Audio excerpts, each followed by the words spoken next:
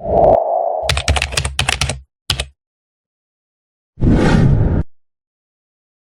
working against his re-election. His re-election. So who are you going to work for in 2027? The God will provide that. I worked for president for nearly 2 years. I didn't have a sit down with him. I'm one of his spokesperson. But he sat with Davido, who insulted him a couple of weeks before then. Nigeria's political landscape is no stranger to drama, but recent revelations from Aliyu Audu, a former special senior assistant on public affairs to President Bola Ahmed Tinubu, have sent ripples through the corridors of power. Audu's bold and unfiltered statements on Arise TV have painted a picture of a ruling party on the brink of collapse, with cracks so deep that the 2027 elections could bring a shocking and unexpected downfall for Tinubu and the All Progressives Congress. Aliyu Audu was once inside the inner circle of Tinubu's administration, a trusted aide who had a front row seat to the workings of power. But his journey took a sharp turn when he refused to play ball with the regime's questionable tactics. And this led to the confiscation of his land allocation, a clear message from the powers that be. Despite remaining a card-carrying APC member, Audu's courage to speak out publicly against Tinubu's leadership carries weight because it comes from someone who knows the system intimately. One of Audu's most explosive claims is that Tinubu stole Nyesom Wike, the former governor of Rivers State, and handed him state power with a clear mission to destroy opposition parties, especially the People's Democratic Party, the main opposition, and the Labour Party. The goal, what is the goal? To eliminate any real rivals before the 2027 elections. Very sad indeed. According to Audu, this is not about building strong institutions or democracy. It is about monopolizing politics while pretending to champion a liberal economy. Now, this tactic, Audu argues, is deeply flawed. Instead of strengthening the APC, the forced defections from PDP to APC are sowing seeds of resentment and division within the ruling party. Far from being a victory, this mass defection is accelerating the party's implosion. Audu reveals a startling truth. About 80% of APC members are unhappy with Tinubu's leadership. They are quietly waiting for the right moment to strike. This simmering discontent is not just about policy disagreements, but about a leadership style that many insiders describe as psychopathic and destructive. The internal tensions, combined with the heavy-handed use of state power to silence opposition, are creating a political powder keg. When it explodes, according to Audu, Tinubu will be caught off guard. He will be knocked off balance, shocked by how quickly and decisively he will be removed from power. Audu's revelations also touch on deeper issues facing Nigeria today. He alludes to groups like the indigenous people of Biafra, IPOB, as symptoms of the injustice and failure of the current political system. The frustration and anger that fuel such movements are a direct result of poor governance, lack of fairness, and the monopolization of power by a few. I call it oligarchy. This is a call to Nigerians to look beyond individual egos and party loyalties. The survival of the nation depends on unity and shared commitment to justice and good governance. If Audu's predictions hold true, the 2027 elections could mark a turning point in Nigeria's politics. The APC, once seen as a dominant force, may face a shocking defeat. Tinubu's carefully crafted image and political machinery might crumble under the weight of internal rebellion and popular discontent, combined with the opposition coalition force that is coming. The opposition coalitions are reportedly in talks with disillusioned APC members, ready to capitalize on the cracks within the ruling party. Now, this could lead to a new political order, one that demands accountability and true leadership. The implosion is therefore inevitable. Aliyu Audu's insider account is a rare and daring glimpse into the unraveling of Tinubu's APC. His words reveal a party struggling to hold itself together, a leader out of touch with his own base, and a nation at a crossroads. The use of state power to silence opposition and the failure to build real institutions have only hastened the party's decline. As 2027 approaches, the political landscape in Nigeria is set for a dramatic shift. The cookie of APC's dominance is crumbling, and the question is no longer if, but when the implosion will happen. Audu's revelations serve as a warning and a wake-up call. Nigeria's future depends on breaking free from the old patterns of monopoly, injustice, and political manipulation. The time for change is now, and the storm is coming. Yeah, the government. You're speaking in parables. The government I'm part of. No, it's straightforward. You see, the most uncomfortable part of it that I've come to realize with my resignation is how we are very comfortable with pretending that our problem exists, or we acknowledge it exists. We have the energy to solve the problem, but rather expend that energy in avoiding the consequences of solving a problem. We want to build. Something is in our way. We could use the energy to go through it, but we rather sidestep it and know that thing is forever coming to haunt us. It's a circle. Yeah, but there must have been specific things that happened while you were there. The FCT minister, right? That's one of them. Is in PDP, right? But he controls the APC in Rivers State and in FCT. Right. I am a card-carrying member of the APC in FCT. I ran for local government chairman in FCT in APC 2015. I did not win the primary ticket, but I was instrumental to our winning the local government. We were in opposition at the time. Abdullahi Adamu Candido was our candidate that won the primary election. You know, the political elite in party secretariat wanted to ruin that because they wanted someone else. They wanted to be the, you know, I was working in Accra at the time. I kept flying in. I was the youngest, or about it. Well, maybe one person was younger than me, the son of the late House of Rep member. You know, but I went around to all of the aspirants and I told them, you all wanted to win. You knew only one person was going to win. We had 32 people who indicated interest. 16 of us bought form. Of the 16 of us, we all knew one person was going to win. So if you really love the country and you love the party and the person who wins, you're going to work with him to deliver on what you want to deliver. I mean, basically, in our case, what has happened is we have a Wike, who is a member of the PDP, destroying the PDP with the support of Mr. President, because the office of the minister of the FCT is not a political position, it's a state power. So if you give that state power to back someone to destroy opposition, let's remind ourselves that the fact that President Bola Ahmed Tinubu is president today is thanks to the existence of opposition. He might have played a huge role in keeping opposition alive, and he has gotten the biggest reward from installing himself practically.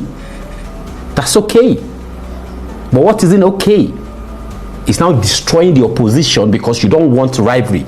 You can't sell me liberalized economy but monopolize politics. It doesn't work. It doesn't work. You are against monopoly in economy, but you are promoting monopoly in politics. Economy is a subset of your politics. But do you think that, and I mean, there are people who will see the point that you're making, but do you think that in the same way that you're criticizing Nyesom Wike, who is in the PDP but is influential in the APC, do you think that your position, because you resigned and you've now taken sides against the president, is no longer tenable in the APC? Because, I mean, you're pointing fingers at Wike for being in another party and working with President Tinubu, but you are in the APC and working against President Tinubu. I mean, do you think that's a bit fresh? No, it's not. Let's explain. I'm not working against the president. You've said many times that you are determined to ensure that he doesn't be elected. Yeah, he doesn't win the election. That's working against him. No, I'm not working against him. That's his first step in building the kind of future I want to have for my generation and those behind us. You see, those in President Tinubu's generation, they set after them. They can do the rubbish they're doing. Yes, and I mean it. They can do the rubbish they're doing. They are comfortable with the mediocrity, but we are not. And the fact is, see, we are building. If he makes himself an obstacle in what we are building, he's over 70. He's not anymore a shareholder or a stakeholder in this country than the rest of us. Let me tell you what former President Buhari told us in 2013 when we had to pay him a visit under the leadership of Barrister Ismail Ahmed. That was at the early stage of the formation of the APC. He had not even been formed formally. You know, we knew there was going to be an all, there was going to be an progressive, and you know, with Barrister Ismail Ahmed leading the way, we had a movement called All Progressive Youth Forum. You know, most of us were people who came out of the occupied Nigeria in 2012. It wasn't because we didn't like Jonathan. It wasn't because we hated him. It was because we were desirous of a better nation and he wasn't doing the right thing. 85 or more of the people I grew up with are no longer in this country. They are all abroad. They are my mates. They are intelligent set of people. They are brilliant set of people. And they are people who could be contributing to this country. They were working I worked with MTN. I was a mid-level manager in MTN. They were at that level too. These are people who they liquidated their business, sold their houses, sold their cars. At what? To be able to wash plates overseas? And we think it is okay that we have a set of people who want to sit on our yesterday, sit on our today, and steal our tomorrow? No, it's not okay. It's not. Well, I'm impressed with your and let me say it clearly that the very essence of progressivism is contestation of ideas and thoughts and reasoning. Even within the party itself, my membership of the party was at my instance, not at President Bola Ahmed Tinubu. It's like he cannot determine my membership of the APC. It's not up to him. It's not his call. What he could approve was my appointment, which he approved, you know, over 2 months or nearly about that, after the nomination by the his former spokesperson Ajuri. So I have given him back that. But what I do with my membership of the party is not up to him, because I started doing that. Part of what I did led to his emergence. You know, when a set of people in the party brought in internal, you remember I was here a couple of times. I mean, the APC rebellion started then when we felt there were things not going right. I was a member of the committee. I was promised a land. It was taken because I refused to change my position. It is not a new. I walked away from a good paying job to do this. It is nothing new. Right. I'm not saying I'm doing this. I'm saying we can all decide. First thing first, let's be very intentional about the country we want to build. Then be very intentional about what our challenges are. Then be very intentional about what we can do to fix it. Then start to do it. And are there many more people like you within the APC? As we speak, 80% of every card-carrying member who were responsible for his re-election, for his election. Let me tell you, the people who voted for President Bola Ahmed Tinubu were card-carrying members of the APC who didn't want to see APC lose. They were not people who were paid. And now? They are aggrieved. They are inside, but they are unhappy. So they're working from within against him. They are just waiting to see the light. People waited. Let's remember that by 2014, about 24 governors had endorsed former President Jonathan, but there were a lot of people who were inside there waiting for something to happen. Out of them, there was a G7, and there was a G5 eventually. I mean, then we saw what happened. The fact that everybody is going one way, is the sign of desperation should tell us, because whoever is at the other side knows that not everything is right. You know, and it's even more an attack on democracy, because you have governors who are supposedly doing well in their domain that are not originally APC. What has an Akwa Ibom got changing loyalty? What has Delta got changing loyalty? What impact has APC ever made in Delta or Akwa Ibom? Do you think that's all those defections are going to have a negative impact on the APC? It's going to have a negative impact on our existence, on democracy, if we don't stop it now. Right.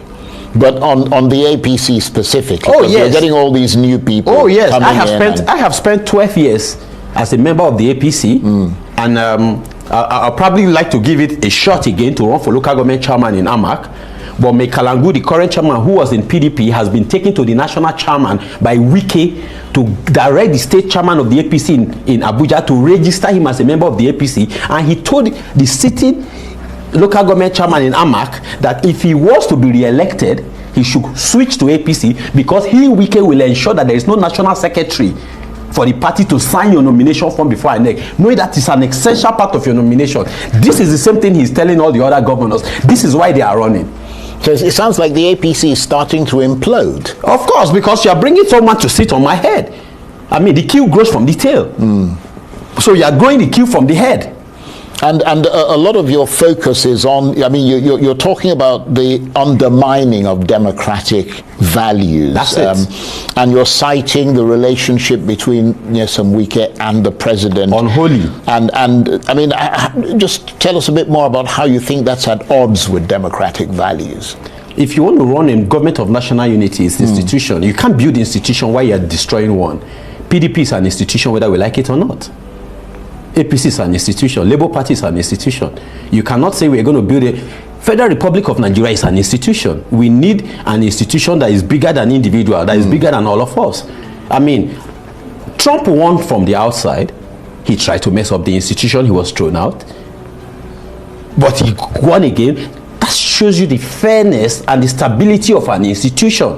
We should aim to build that, not idolize an individual. He might have been the best yesterday.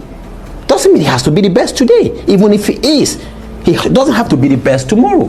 I mean, the difference between Lagos State, whom has been under the control of the president, and the next best state is so wide that we should be concerned at why others are not catching up. This is the reason why they are not catching up. Right.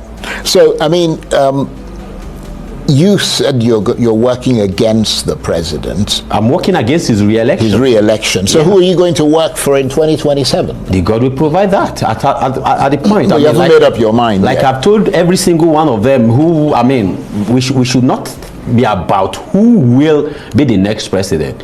We should be about what we expect to see in the next president. Then we look at ourselves and see who is the best among. We don't have to look for the perfect person. We just need to look for the best amongst us that is going to be answerable to us. There's going to be a transparency tag in the next president. We've got to be able to assess you. I worked for president for nearly 2 years. I didn't have a sit down with him. I'm one of his spokesperson. But he sat with Davido, who insulted him a couple of weeks before then. He sat with Jandor, who didn't even come second in Lagos election. I mean, it doesn't make sense. And is there anything in the works for you with the opposition coalition, for example? I mean, are you talking to them? The coalition is essential, but the real determinant of the future are the young people. We are taking our future. We are taking it. It's not by protest. It's not by we are organizing ourselves. It's silent, but it's massive. Yeah, but you have to do it. I mean, if you're setting your sights on the presidency, for example, or whatever position it is, elected office, it has to come through a party. We will adopt a party. We could even do it from the APC. It will be a good record for Mr. President, right, to say that he conducted a free, fair primary, that he won or didn't win, or conducted oversaw a free and fair general election that he won or didn't win. Well, do you expect him to do that? Oh yeah, he's the Democrat. Do you believe he's going to do that? He should do that. Did he do that in 2023? In your assessment? It wasn't up to him. He was a contender. Right. He wasn't. But now he's in the driver's seat. Yeah, exactly. Right. So it starts from given the independence that he asked for when he was in the opposition in INEC. He has to give them that, and it has to be not just. He has to wholeheartedly give them that, and majority of Nigerians need to believe that there is independence.